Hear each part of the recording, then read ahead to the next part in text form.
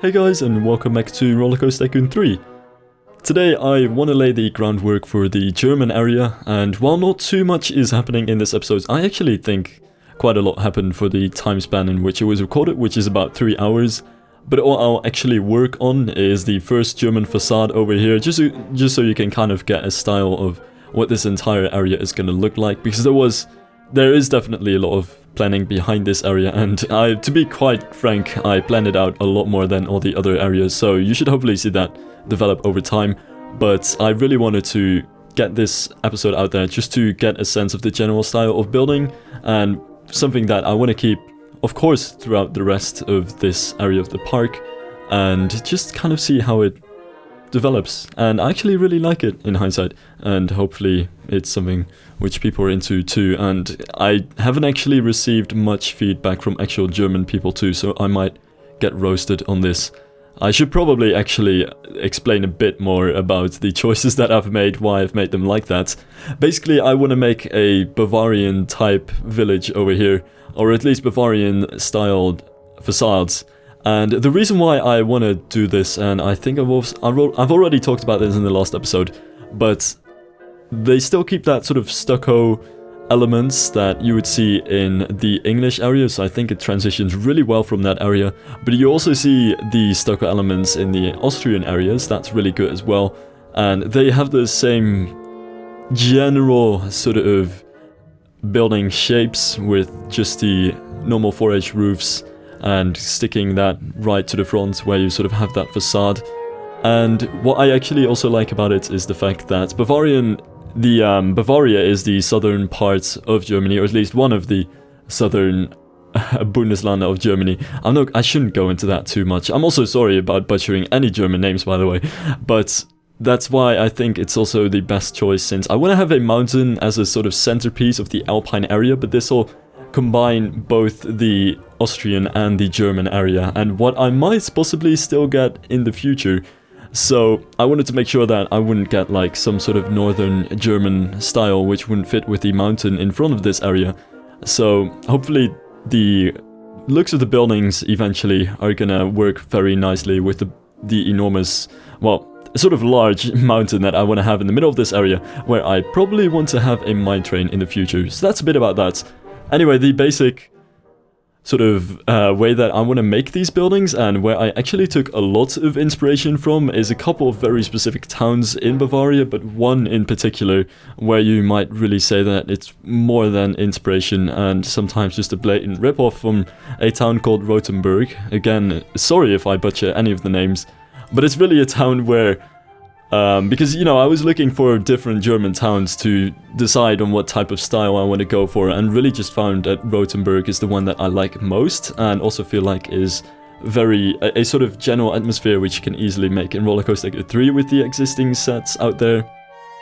And the general idea of this area based on that town is that all the buildings have this sort of 4H roof shape pointing toward the front wherever the street or large plaza is, and buildings are quite colorful, and which is a lot of fun to work with actually. So there'll be many brown but also white, green and blue buildings, and not all of the buildings, but many of the buildings also have some stucco elements to them, which is really cool as well.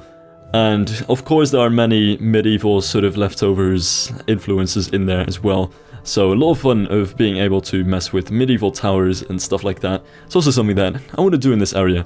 But yeah, you can basically see the overall gist of what I want to do over here in this building that you can see here, which is one of the buildings where I did want to have some stucco elements. But again, you see those very colorful walls. Pretty standard Alpine for the rest, I have to say. Because here's one of the things that I would also probably like to talk about when it comes to this area. This is very much within my comfort zone. If there's anything out there in Rollercoaster Tycoon 3 that fits right into my comfort zone, it's any type of Alpine theme, which is on one hand really good, because it means that it's really hard to actually mess up on this, since I can always sort of fall back into that experience. But I also feel like it's a major pitfall, since if you start talking about falling back into experiences just to save yourself, from any type of disaster and just play it safe with what you're used to. You don't really get as creative and start doing many new things, which is what I did want to do over here. So there's some new things that I've never actually tried, and one of them is really how colorful these buildings isn't something that I've done often in Alpine themes.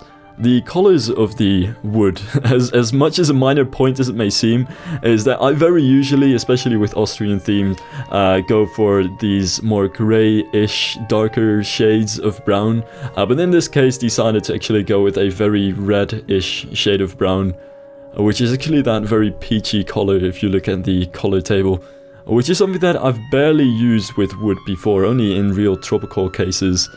Really like that so far too, and of course just wanted to mess with some different sets and pieces that I haven't actually tried with this theme before, like random Disneyland sets and stuff like that, so it should hopefully still be okay. But yeah, definitely I'm really happy about how this area came out, but then again, if I failed on this area I would be pretty mad at myself, since it's just something that I've done, or at least I've done similar type of themes many times before. Anyway, over here I just wanted to have a small tower, which sort of goes back to the towers that you would see in Rothenburg, where the city walls have towers at its entrances. It also actually has towers in the middle of the town, and this is the sort of design that I also wanted to use over here. But it's also sort of the idea that you see in Lindau, which has a tower in its harbor, and I figured sort of sneaking that idea of a random tower to spice up a plaza, I would place a tower alongside the river over here and just decorate that and mess a bit with that, which was also quite a lot of fun to do. What's quite interesting actually is that this tower as well, something that fits right up in my comfort zone in some ways. Definitely used all the sets which are used in here quite a lot of times, including Ralphie's medieval and Ralphie's new castle set, and also Station Jim's castle things too. But in a different way than I would have usually used them, especially the use of actually the darker red-ish bricks over here, and the different combinations of sets actually turn out pretty good, I think, in the end. But I do have to be quite blunt, I have no exact idea what the real function of this tower in a city environment would realistically be, but the little grey-ish cobblestone next to the tower is where I want to have a flat ride in the future. So for the park purposes, this is sort of a very neatly disguised control room for a flat ride that's gonna be next to it, which is overly neat, of course, but it's a way to at least make use of this building, which I wanted to do, and I didn't want to actually have to mess with some sort of control room that usually really sticks out like a sore thumb if you have a very heavily themed area. But yeah, I'm quite happy about how this tower turned out, even if this is one of the things where I really feel like it's less of just an ode to Rothenburg, but more of an extremely heavy inspiration, or in a way just completely ripping off from it.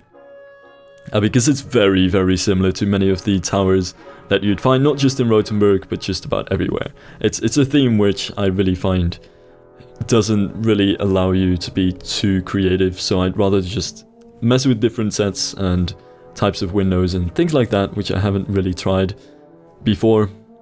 But aside from that, it's a pretty standard thing which I've done many times again before, I mean.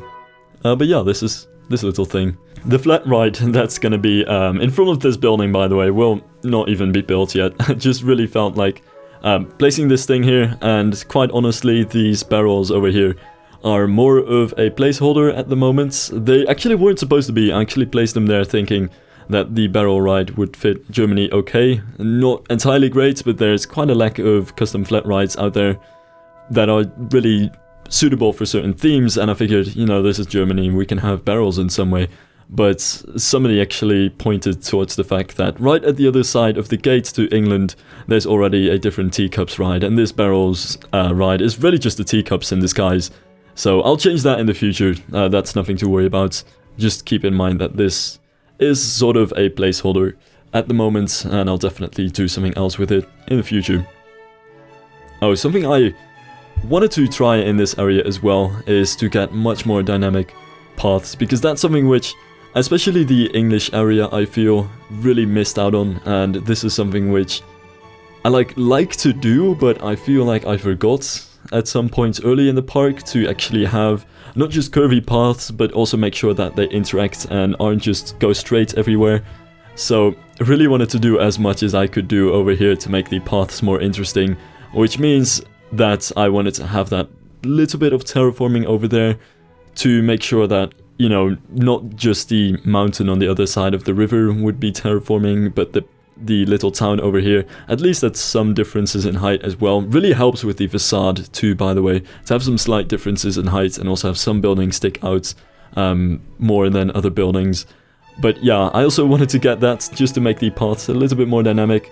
And of course those planters adds extra curves, because the more curves you have generally on a path, the better it is usually. And of course some interaction alongside the water in the future as well. And really happy about how that turned out in the end, but that's something you'll probably have to see at later stages too. Something that I do want to mention, especially as I get so many roofs done in this episode at this point in time, is that I think the biggest issue at the moment that makes this look unrealistic, or at least the biggest problem that I potentially see in this area, is the fact that I use tile roofs. If I actually wanted to make this realistic, I would have to use, what are they called again? Fuck, I forgot. Right, I had to use slated roofs, and also they should have a little bit of a darker texture than the roofs that I have at the moment. And it actually really just comes down to the fact that there aren't any slated roofs that have the exact color and pieces that I'm looking for. And this tile roof set sort of looks like the same color and texture, it just isn't entirely what I'm looking for. But yeah, if I didn't go for this and went for a available slated roof set, which does have the right colors, I would end up with Ralphie's Medieval, where the roofs actually come with walls as well, which is really annoying. You can see the Ralphie's Medieval texture on this very narrow one tile building in between here, which is sort of used as a filler, where I was able to use that wall because it is just a 1H, where I was able to use that roof since it was just a 1H roof, which doesn't really do much else.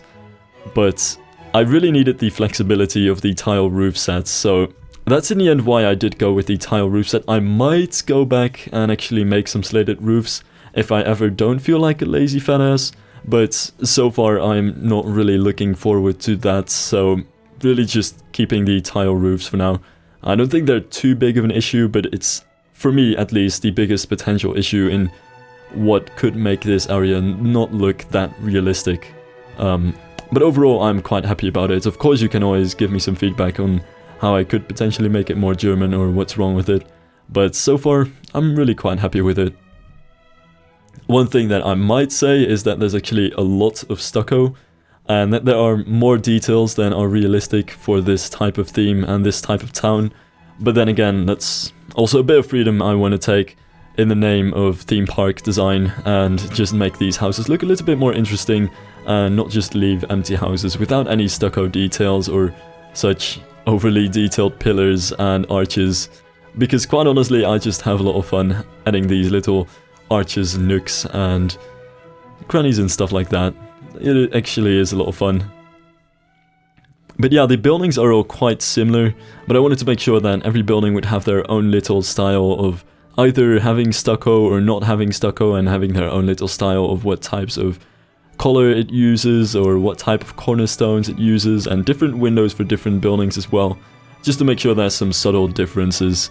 There's actually a very interesting video on this sort of city design, which I watched a very long time ago, which is something that really reverberates that sentiment that you want to have buildings that sort of look the same and fit together, and this is especially a rule in many of these old medieval towns, I mean.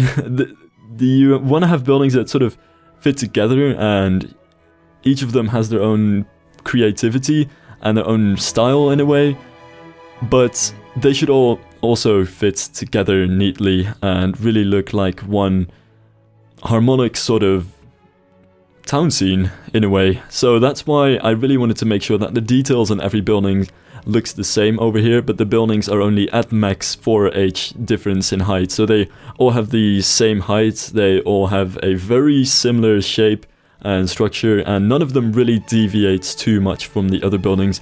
This is something that I really wanted to get in here to really get that idea of you know, a variety of building and a bit of chaos in there, but still make it all organized and not look too sloppy and random, but to make sure that it's all within the same theme.